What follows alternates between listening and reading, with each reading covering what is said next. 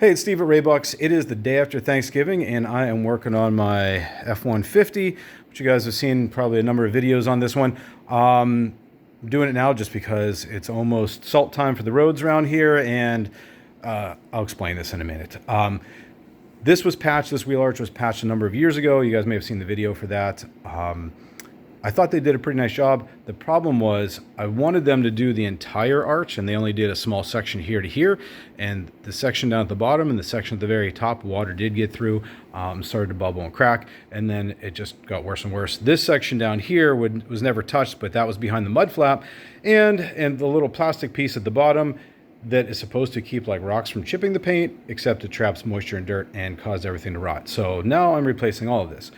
You're looking at this video, I'm sure, and saying, what in the heck is going on with all of this? That is the reason I'm fixing it now. I took this to a local shop, and there was a younger kid there who said, hey, I will do this in exchange for some parts. He was buying parts from us, so I was like, great. Long story short, he obviously didn't know what the heck he was doing and started cutting out the entire side of the bed. So what our panels really look like are these right here. So what he did was just literally took that, held it sideways, and started cutting around the perimeter of the patch panel, which was awful. I flipped out, obviously, when I saw it, took the truck back. Now I'm doing it myself. So I wasn't planning on recording this. I was just trying to fix it, but Blake was out here. He's like, hey, you should do a video and show people what you're doing. So I am. So I'm stitch welding this, stitch welding that, did that first to fix it, cut all of this stuff out.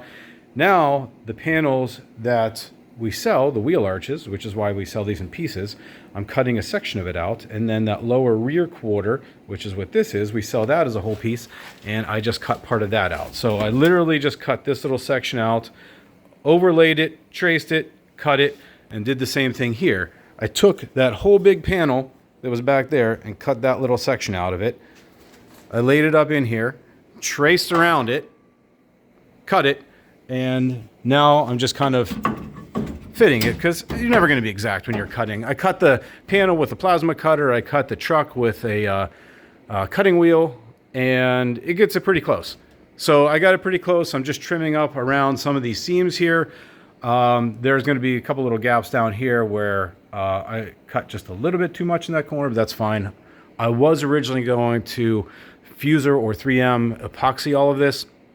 It's kind of hard to get up in behind here in the inner, and I'm not replacing the inner, so I am just going to weld it. So I'm going to weld it.